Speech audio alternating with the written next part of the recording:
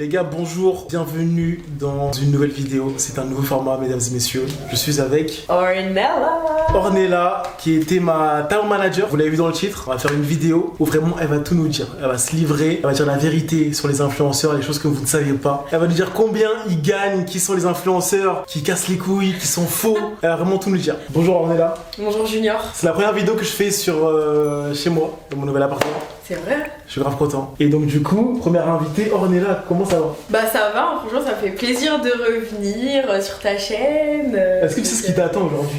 Alors non, non pas de fou. Bah les gars, je vais vous expliquer.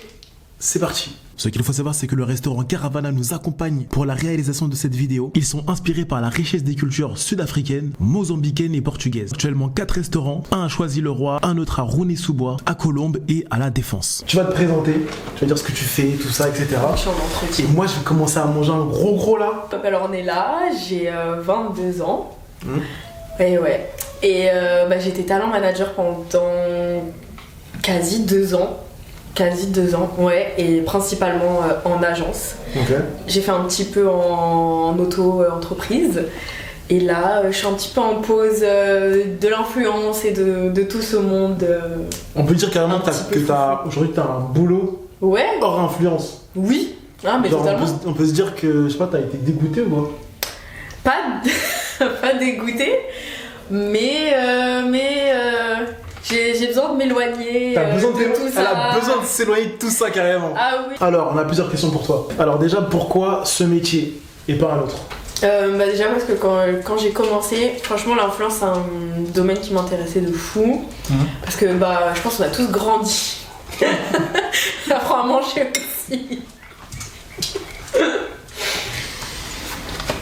C'est archi bon. Je reprends. C'est incroyable. Parce qu'on a tous grandi en train de regarder des vidéos YouTube et tout. Enfin moi en tout cas j'aimais trop ça.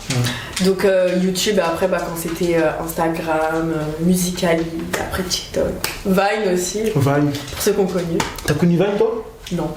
Enfin j'ai connu mais j'avais pas l'application quoi. Ok. Désolée. Et tu suivais quel influenceur si c'est pas indiscret? Là tu peux dire des noms? Oui là je peux dire des noms pour l'instant. Franchement là Enjoy Phoenix, c'était trop ma star. J'aimais trop Enjoy Phoenix. Ouais. Parce que son histoire bah, elle était touchante tu vois, surtout ce qu'elle a vécu avec le harcèlement et tout. Et voilà. Et après un peu plus la nouvelle génération, la Team LA. C'est quoi la Team LA? C'est qui? C'est Sullivan Goued, Gloria, Gloria, Sandy Jules, Clara Mars et Antonin. Et tout, okay. Ouais, et après il y avait. Mais il fait pas partie de la Team LA, mais ouais, tout ça. Et après, ah ouais, à ce point-là, genre, tu connais bien à ce point-là. Ouais, non mais oui, je suivais tout. Genre quand ils faisaient des vidéos tous ensemble et tout, franchement, c'était trop bien. Et bah, ça m'a toujours intéressé de savoir ce qui se passait derrière, même d'apprendre à monter des vidéos, des trucs comme ça, genre vraiment savoir tout ce qu'ils font. Okay. Tu vois. Et en fait, au lieu de me lancer sur TikTok en 2020 comme tout le monde, j'ai attendu 2022. Et tu t'es lancé sur TikTok? Non, j'ai dit au lieu de. Ah. Mais en fait, regarde, dans un point de vue comme ça là, les gens qui regardent et qui sont intéressés de voir ce qui se passe derrière, est-ce qu'ils ont envie de faire des vidéos? De base. Genre toi tu l'as regardé, t'as pas eu envie de faire de vidéos. Tu t'es dit non, je veux juste voir ce qu'il y a derrière. Si j'avais envie, je pense. Mais déjà à l'époque, j'avais pas le droit. Mon papa il voulait pas que je monte ma tête sur Internet. C'était trop dangereux. Et au final, j'ai eu l'opportunité quand je cherchais une alternance de faire talent manager, d'apprendre le métier. Parce que, ouais, de toute façon, c'est la question d'après en fait. T'as fait quoi comme études, etc. Ah ouais. Bah je continue. Non, vas-y, continue. Je développe. Bah là j'étais en BTS communication, je cherchais une alternance pour ma 2e année. Parce que ma première alternance c'était pas forcément bien passé. Du coup j'ai cherché une 2e alternance et bah, je suis tombée sur l'agence dans laquelle j'étais qui cherchait des alternants. Et voilà, en vrai tout s'est enchaîné très vite, hein. J'ai fait l'entretien, j'ai fait une journée d'essai je crois. Et la semaine d'après j'ai commencé. Ok, nickel. C'est comme ça que t'es arrivé dans ce métier-là, quoi. Exactement. On aimerait savoir quelles études il faudrait faire pour être talent manager. Donc talent manager, je précise. Enfin, vas-y, précise le métier. C'est quoi exactement pour toi en 2 phrases? Talent manager, c'est En vrai, j'étais talent manager et chef de projet. Donc t'as plusieurs casquettes. En vrai, c'est large. Ouais, mais parce qu'en fait, t'as agent, genre d'influenceur, c'est plus ça, talent manager, c'est agent d'influenceur. Donc c'est gérer la carrière de créateur de contenu. Et chef de projet, c'est gérer tous les projets qui sont en rapport avec tout ça. C'est quoi les salaires pour débutants c'est quoi les salaires dans ce métier-là en fait? Parce que en fait, ça se trouve, les gens qui ont cliqué sur cette vidéo, ils voudront peut-être être talent manager. Ouais. Donc comment ça se passe? Moi j'étais en alternance. Donc ça veut dire que déjà en alternance, t'as des grilles de salaire en fonction du SMIC. Quand t'es pas très, j'allais dire pas très âgé, quand tu viens de débuter, t'as 18 ans, tu sors du bac, mais c'est pas les mêmes salaires que si t'as 28 ans et t'en es à ta 4e année, tu vois. Ouais. Et c'est un pourcentage du SMIC, tu gagnes pas un SMIC complet. Tu gagnes un pourcentage du SMIC? Oui. Ok. Oui. Là, moi, imaginons ma première année au BTS, je crois que je gagnais 47% du SMIC. Je gagnais 700 €. Ok. Quand j'ai commencé là-bas, je gagnais, je crois, 900 €. Donc j'étais à 58% du SMIC. Et après, en fait, je suis passée de 20 à 21. Et quand tu changes de tranche d'âge, tu changes du coup de salaire. Et je crois que je suis passée à mais après, des fois ça augmente pas de fou. Mais je crois que je suis passée à 65-70% du SMIC. Donc 1000 € quelque chose. Et après, au bout d'un moment, j'ai été augmentée. Et j'étais à 1005. Donc j'étais quasi au SMIC, quoi. Ok. Donc voilà. Tout en étant encore en alternance? Oui. Ok. Et généralement, quand tu sors des écoles ou que t'as... Après, ça dépend de ta boîte, comment tu négocies ton salaire. Mais une personne peut être TM à 4000 €. Si ton agence, ça gagne bien, ouais. Ah ouais? Je pense que oui, honnêtement. Mais c'est... Je pense que ça dépend du talent que tu gères, ça dépend des marques. Je pense que ça dépend de plein de trucs et puis ça dépend surtout de l'agence, tu vois.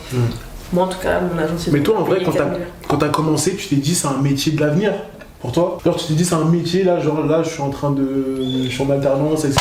Je me projette, je me dis, ça se trouve, j'aurai 20 ans de carrière, etc. Ou est-ce que tu dis c'est un métier tremplin?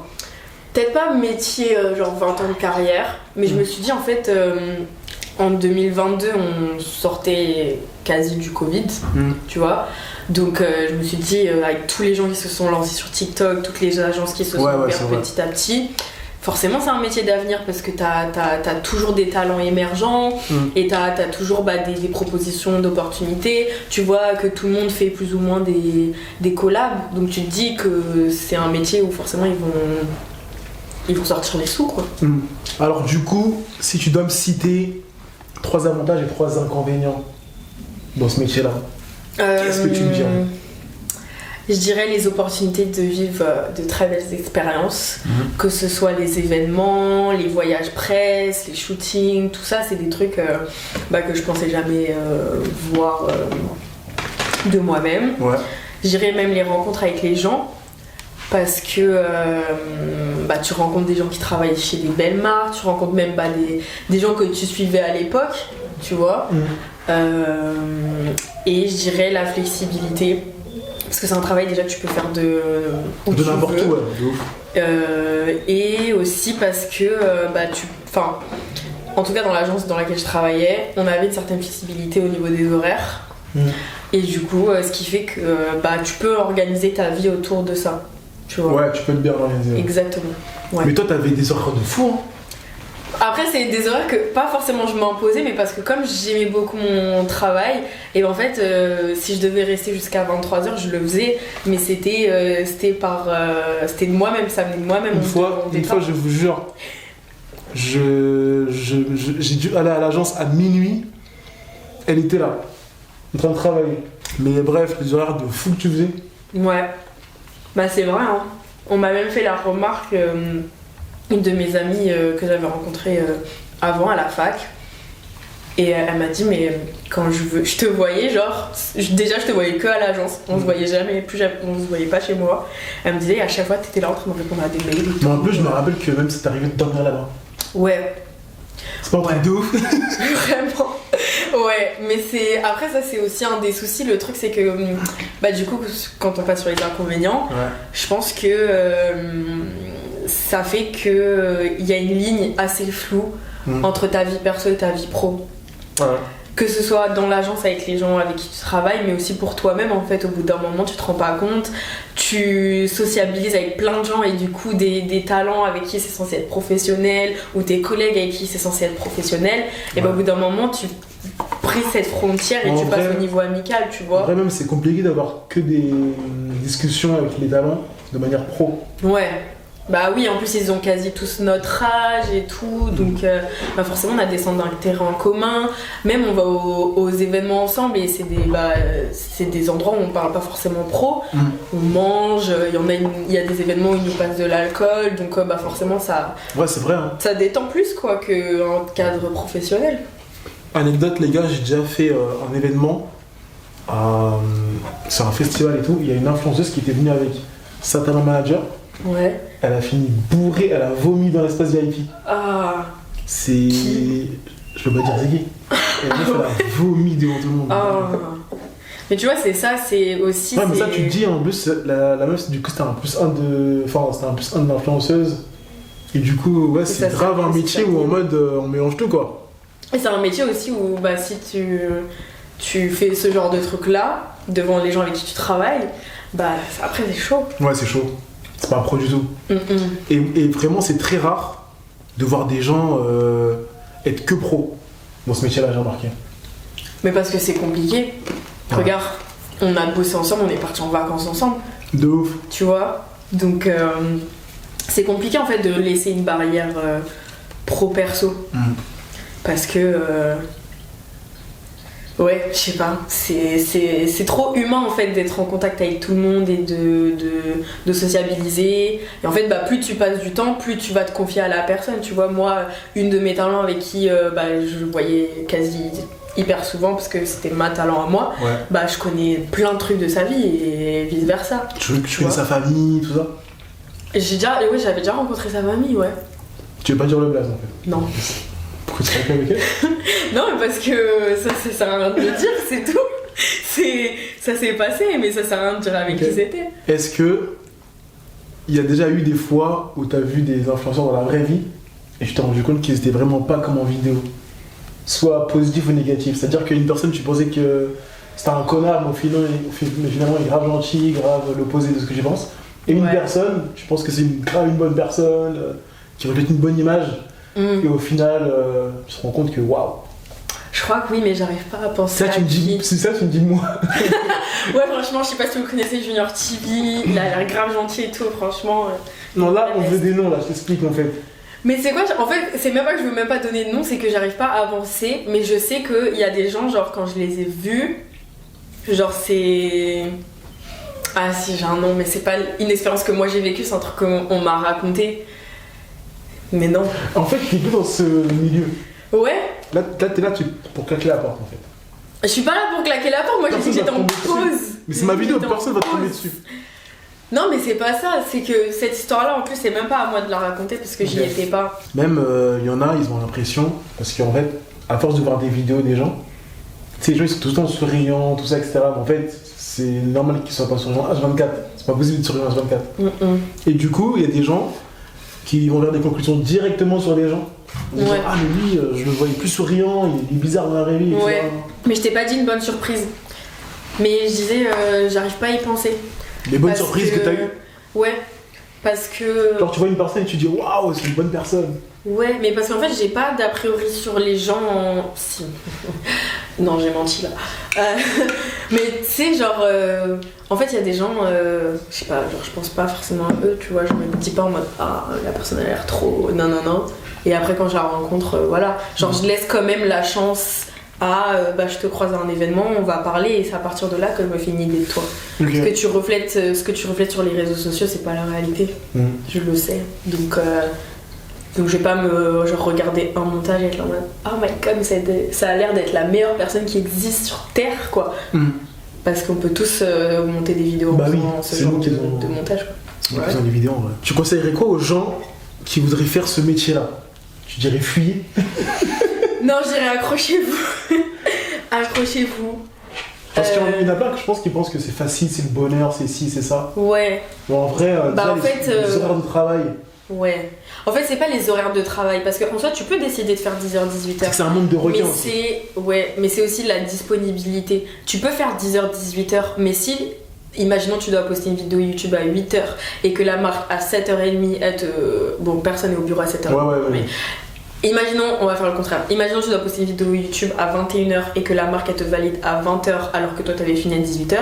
Ou s'il y a un changement à faire, et bah à 20h t'es obligé d'ouvrir ton mail, de dire à un tel que la vidéo doit être modifiée, d'envoyer le lien à la marque pour dire que des fois même le week-end tu dois bosser quoi. Ouais. Il y avait une OP avec PlayStation parce que comme ils étaient à New York ils s'en foutaient. Ouais. C'est ouf. Ils répondent à 4h du matin. Mais après, c'est avec le décalage, 4h du matin pour nous, genre c'est 18h pour eux, tu vois. Après, dans le speed en fait.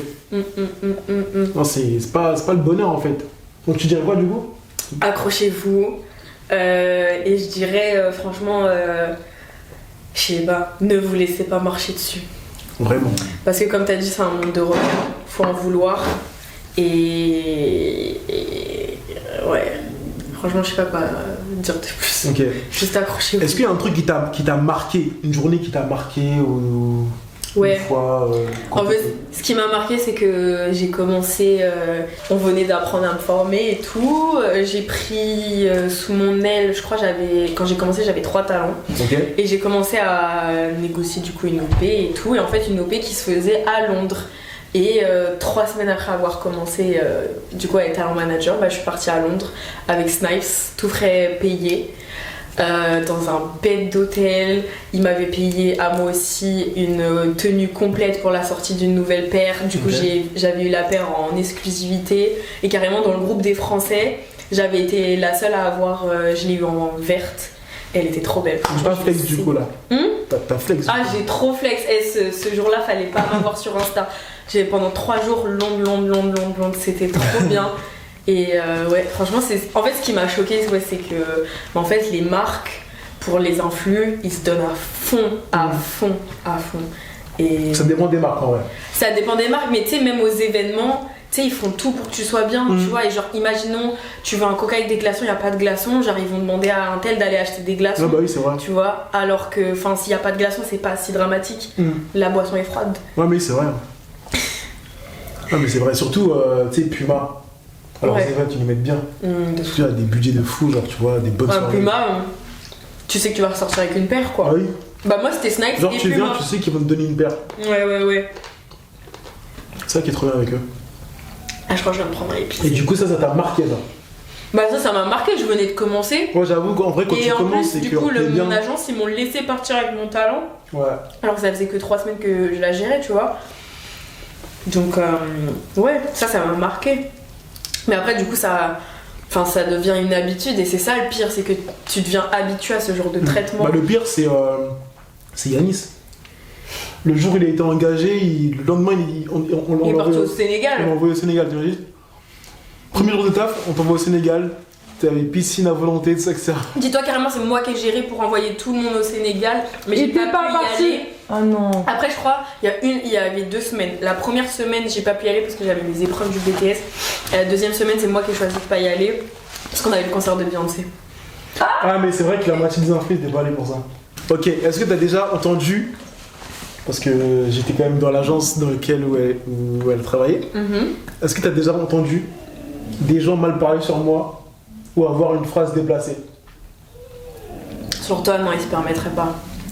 On met une petite phrase en mode casse les couilles lui.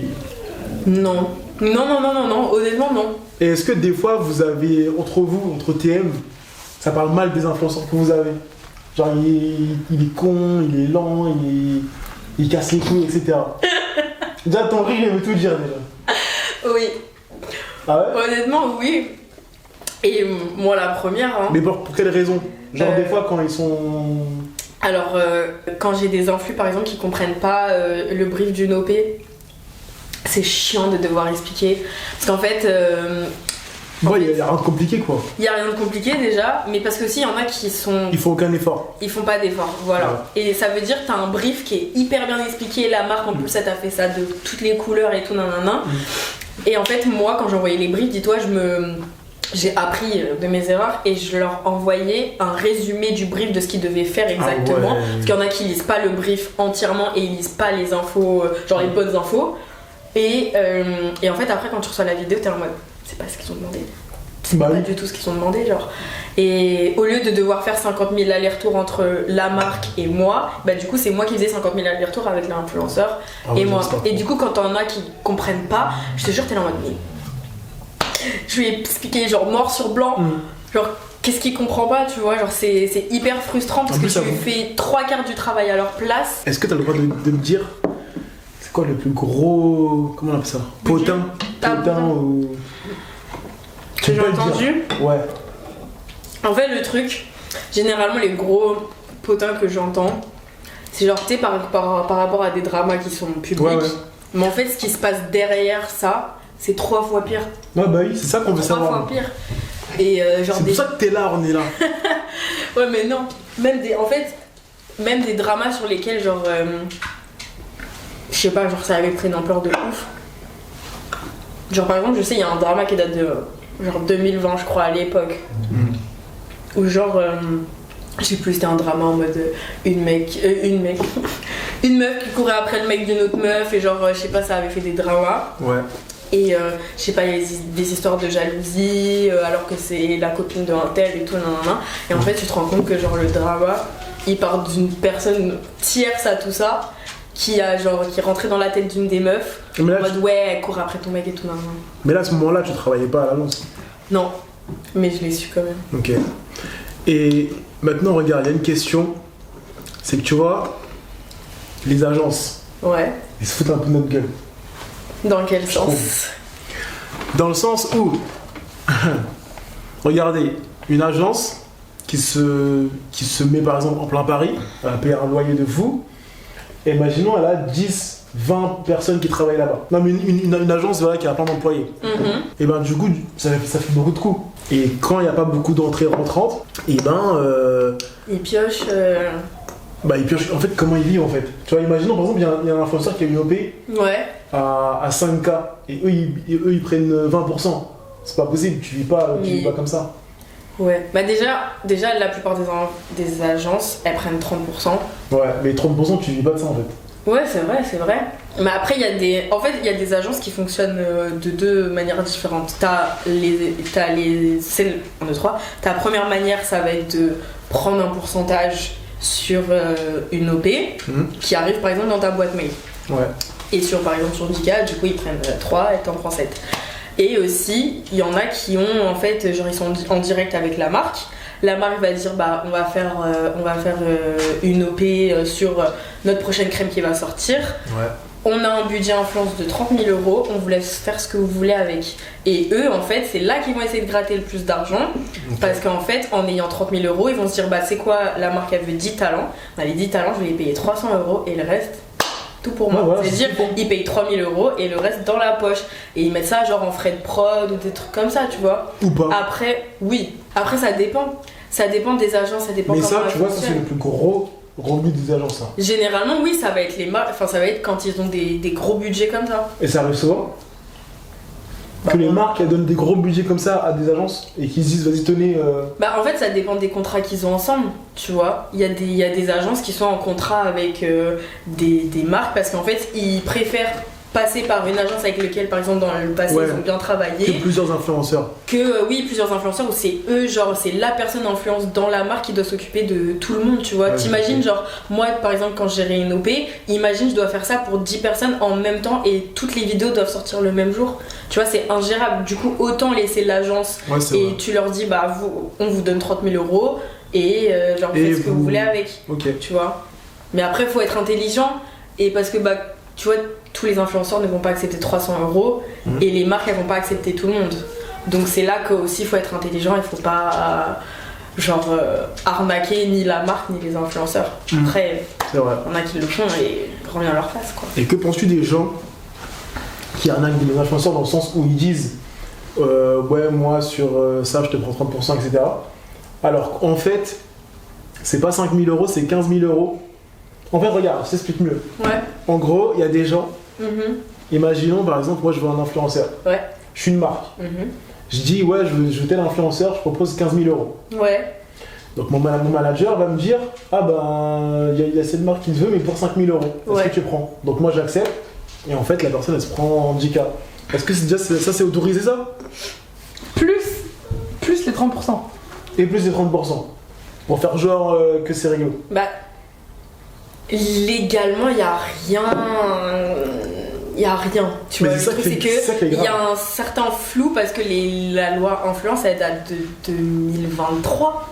Tu vois, donc eux ils savent pas, légalement ils savent pas ce qui se passe derrière tout ça. Ouais. Eux ils ont défini dans la loi ce qui était influenceur, ce qui était agence, mais ils ont pas défini genre ce qui pouvait se passer ou pas parce qu'ils connaissent pas tout ça encore aux yeux de la loi. Il n'y a pas eu encore des procès assez genre médiatisés, importants pour en faire quelque chose en jurisprudence. Ouais, mais je veux dire, regarde, à partir du moment où l'influenceur. Mais c'est pas honnête. Ouais, non, mais c'est pas honnête, ça. Imagine, il y a un contrat. C'est signé, il y a écrit dans le contrat noir sur blanc, tu prends 30%. Oui, mais en fait, le truc, c'est quoi? C'est dans le contrat, il y a écrit on paye l'agence 15 000 euros pour le profil de non. Et après, ce qui se passe entre l'agence et l'influenceur, c'est pas le souci de la marque, tu vois. Donc, c'est là qu'il y a un certain flou qui fait que. Et ça, du coup, les marques, en plus, ils se disent. Ouais. En fait, le truc, c'est qu'eux, ils se disent on l'a eu pour 15 000 euros, on a eu un prix. Mais au final, après, en fait, le truc c'est quoi? C'est que il y en a des fois, ils se croisent après. Ils se croisent en événement en mode. Imaginons la marque après, elle fait un événement, genre un an après, la personne de l'influence, elle va dire ah, mais en plus, pour 15 000 euros, t'as fait du bon contenu. Et là, l'influenceur va découvrir, il va être en mode mais moi, mon manager, il m'avait pris que 5 000. Ouais. Tu vois, c'est là en fait que. Après il y a des soucis, mais moi je trouve ça pas réglo et c'est pas comme ça que moi je voulais fonctionner. Et quand tu voulais fonctionner, donc t'as fonctionné comme ça? Non, mais moi quand par exemple je me suis lancée, genre j'ai toujours été hyper transparente et même par exemple avec les influenceurs avec qui j'ai travaillé, moi je les laisse en copie des mails, ils ont accès à tout, les devis et tout était fait à leur nom, enfin je leur passais tout ce qu'ils voulaient parce que la transparence c'est ce qui fait que tu crées une relation de confiance avec les personnes avec qui tu travailles et c'est le plus important. Ouais, de fou. Parce que si t'as pas confiance dans ton agent alors que c'est la personne que t'es censé côtoyer 99% du temps, Ouais, oui. Voilà. Donc toi du coup t'as jamais vu ça de tes propres yeux quand tu travailles? Tu sais très bien la réponse à la question en plus. J'ai déjà entendu parler du fait que... Arrête de rire. J'ai déjà entendu parler du fait que certaines personnes avaient fait ça. Mais apparemment c'était à une époque où j'étais pas encore arrivée, où c'était encore moins, enfin ça passait encore plus sous les ponts qu'aujourd'hui. Okay. Donc j'ai entendu qu'il y a eu des affaires comme ça, oui. D'accord, ok. C'est fou quand même.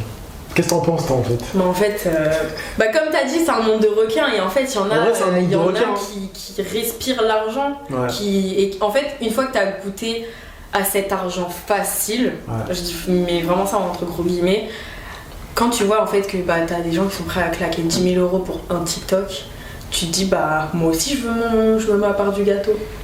Sauf que au lieu d'être honnête et de faire les choses bien, et en fait ils se préfèrent se griller avec les marques, avec les influenceurs et au final après à la fin parce qu'en fait maintenant pleurent, quoi. Le truc c'est que j'ai genre maintenant depuis 2015, ça fait 10 ans maintenant, je me dis maintenant il n'y a aucune agence qui peut survivre en étant réglo. En fait, parce que regarde, même le truc que tu me dis de vas-y, moi je suis une marque, je suis Nike par exemple, je donne 50 000 euros à cette agence et vas-y, elle répartit entre les influenceurs, on m'en fout, etc. Même là, si imagine, admettons t'es réglo, et tu vis pas. Ouais. Parce qu'en fait, en gros, dans les 50 000, si tu prends 25 000 pour toi, imaginons 25 000 pour toi, genre tu mérites pas les 25 000 pour toi, tu fais rien. Ouais. Tu vas les prendre pour toi, pour faire après, ton agence. ça dépend de ce que tu fais des 25 000. C'est ça aussi le truc. Il y en a qui prennent les 25 000 pour les avoir dans la poche. Il y en a qui prennent les 25 000 et qui vont engager des gens pour faire le shooting, pour gérer l'OP de A à Z. Ouais, en fait, c'est ça. Moi, je pense, à la base, c'est ça. Moi, je pense que c'est très compliqué de survivre comme ça, du coup. Oui, c'est compliqué, mais à la base des bases, c'est censé être comme ça. C'est ce que toutes les agences promettent et Il y en a qui le font plus ou moins. Mais il y en a qui le font moins. Ouais. C'est vrai. Moi, je suis pas d'accord avec toi du tout. Hein. Ah ouais? Mais bien sûr. Bah oui, pour moi, les agences, justement, si tu vois long terme, tu peux être réglo, moi, je trouve. Hein. Parce qu'en fait, c'est pas tous les jours. Regarde, c'est pas tous les jours qu'il y a des marques qui lâchent autant. Donc quand ça arrive, ils prennent. Pas forcément, parce qu'en fait, il y en a aussi, ils ont des contrats à l'année, tu vois. Ouais, mais c'est pas tous. On est d'accord que. Non, mais là, je parle vraiment d'une minorité. Des agents, mais n'importe quoi. Mais après, c'est pas tout le monde qui reçoit des gros budgets de marque. Mais PO, ils travaillent avec Rabanne à l'heure d'aujourd'hui, par exemple. Ils ont des grosses marques comme ça, tu vois, qui laissent des budgets influence parce que Rabanne, ils se sont lancés dans le truc beauté et tout, et du coup, et aussi ils font de l'influence pour leurs parfums. Et du coup, ils confient leur budget, tu vois. Donc en vrai, je pense que si t'es réglo, tu peux bien fonctionner. C'est ça. Et en plus, c'est comme ça que tu dois fonctionner, parce que on parlait tout à l'heure de genre la réputation et tout, te comporter avec les marques. Bah c'est ça aussi. C'est t'as une marque qui te confie 50 000 €, fais-en quelque chose de bien. Et après, on va te reconfier 100 000 € là cette fois. Tu vois. C'est ça le truc. Mais je trouve ils se disent que on te donne 50 000 €. Ouais. En prenant 25 000, tu fais quand même du bon taf. Si la marque après veut lâcher 50 000 € et que tu arrives à faire le taf avec 25 000, après aussi c'est que tu as été très smart, tu vois. Si tu suis les directives que la marque elle te donne, que tu payes bien tes influenceurs et que tu payes bien tes prestataires, si tout est fait et que et après tu investis tes 25 000 et tu fais ce que tu veux avec le reste, quoi. C'est vrai. Donc voilà. Après normalement les 50 000 ils sont censés être justifiés. Donc, c'est ça aussi. Voilà. Normalement les marques et les agences ils communiquent assez bien pour savoir que les 50 000 ils sont censés être lâchés dans ça. Si t'arrives à le faire avec les 25 000, voilà. Et comment il pleure. Du coup moi j'ai une question. En parlant de tout ça, etc. Est-ce que de tes échos ou quoi t'as déjà entendu ou vu un influenceur se faire grave carotte mais tu pouvais rien dire? C'est-à-dire il y a un influenceur par exemple il a été payé 10K alors qu'il devait prendre 60K et t'as vu ça de tes propres yeux. Et lui il était content pour ses 10K mais en fait son vrai prix c'était 60K. Je crois que ouais.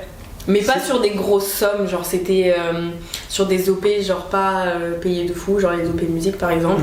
Et genre, imaginons le label il te laisse 2000 €, tu vois. Sur des 2000 € t'es censé quand même gratter un minimum, tu vois. En tant que TM? Non, en tant qu'agence. Agence, tu vois, en agence, ils te laissent 2000 €. Ouais, parce que facturer 2000 balles, ça. C'est rien, tu vois. Parce que faut payer les influx et après faut payer aussi la TVA que tu payes dessus, je crois, enfin je sais pas quelle taxe, mais bref. Et sur 2000 € au final tu te fais pas grand chose, tu vois, donc ils essayent de payer les gens au moins du moins, genre s'ils peuvent payer l'influx 50 €, mais ils peuvent le faire, tu vois. Donc j'ai déjà vu ça. Et c'était qui l'influx? C'était pas un influx en particulier, c'est genre quand j'ai vu le budget et j'ai vu genre que je sais pas, genre des influx à genre plus de 100K sur TikTok, même si bon sur TikTok c'est pas beaucoup 100K, je me dis mais tu peux pas payer cette personne 200 € en fait, c'est ridicule. Attends, l'agence a pris 1008? Non mais en fait ils voulaient plusieurs personnes, donc c'est genre 200 plus 200 plus 200. C'est le label, ils ont dit tenez on vous donne 2000 €, ils vous... Ah ouais. Voilà, tu vois. Donc là forcément, mais parce qu'en fait les OP musique ça paye pas. Ouais. Donc c'est pour ça. Ouais, de fou. Ok. Quelle autre question je peux poser? Le plus gros contrat que tu as eu à gérer? Que j'ai eu à gérer? Après c'était un contrat multi-talent. Ok. Mais 30K, 40K, il y a eu des gens ils ont gagné ça à l'agence? Mais toi PlayStation c'était combien? C'était 18K. Après moi PlayStation j'ai pas géré mais c'était En plus tu vois bien genre en dollars. Ils ont gonflé, ils ont dit 21K. J'ai dit waouh trop bien. En fait non, 18 000 comme ça. Ouais. Et du coup j'avais une question aussi. Question un peu que je me pose des fois. Parce que tu vois je me dis il y a des gens qui sont en alternance. Donc comme t'as dit ils gagnent 50% du SMIC ou quoi etc. Et du coup, ils gèrent des influenceurs qui trouvent un peu plus cons. Dans le sens où, vas-y, tu vois, genre d'influenceurs où t'envoies des briefs et ils lisent pas, ils s'en foutent, etc. Tu sais, les influenceurs qui se réveillent à midi, 14h, etc. Ouais. Et du coup, est-ce qu'ils ont le seum, ils se disent, vas-y, moi je suis là, je gagne 700 balles, lui, je lui trouve des OP à 8K, et est-ce que ça fout le seum ou pas? Est-ce qu'il y a un seum qui se crée, une jalousie ou je sais pas quoi? Peut-être pas de toi, mais des gens qui peuvent avoir ça. Non, après, non, j'ai jamais vu. Enfin, en tout cas, j'ai déjà vu en mode. Enfin, moi, je me suis déjà fait la réflexion, mais putain, je suis en train de négocier 10K, alors que moi, à la fin du mois, il me paye 1000 euros. C'est une dinguerie, tu vois. Mais enfin, qu'est-ce que tu veux faire? C'est soit tu demandes une augmentation, soit tu te lances toi aussi sur les réseaux, mais. Voilà, si tu veux la même chose, bah t'as qu'à faire la même chose et même si tu fais mieux, tu gagneras mieux, tu vois. Moi j'ai jamais eu le seum tant que ça parce que bah si je le voulais, en soi je me serais lancée, tu vois, sur les réseaux et voilà, tout simplement. Donc oui, je me suis déjà fait la réflexion, purée, je suis en train de négocier un truc de ouf et c'est des sommes qu'aujourd'hui je gagne pas, tu vois. Mais en fait je me dis c'est encore plus motivant, tu vois, de se dire bah trim et un jour tu auras ce salaire là avec ce que tu veux faire toi, tu vois. Et à contrario, tu penses, genre, c'est même il y a des gens, de mon expérience en tout cas, genre je me dis des fois, tu parles à des talent managers ou quoi, etc., tu leur demandes des choses, t'es dans le vif, t'as besoin de réponses, t'as besoin qu'ils fassent des choses, des mails, etc. Là, tu leur demandes, mais toi en tant qu'influx, t'as l'impression que eux, ils sont pas aussi engagés que toi. Parce que eux, tu te dis, vas-y, ils s'en foutent, ils auront leur salaire, etc. à la fin du mois, donc qu'ils le fassent vite ou pas, ils gagnent leur salaire, ils s'en foutent. Moi, des fois, c'est ce que je ressens. Des fois, je me dis, je parle à des gens, mais en fait, c'est même pas leur vie qui est en jeu.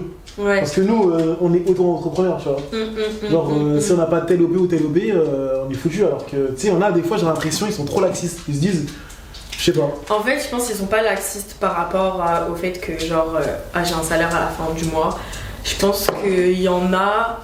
Ouais, non, mais en fait, dans leur tête, ils ont une hiérarchie de talent importante. Ouais, et aussi, aussi ça. Et bah, quand c'est ton talent, vas-y, lui, qui t'envoie un message, bah, tu vas être moins rapide, moins.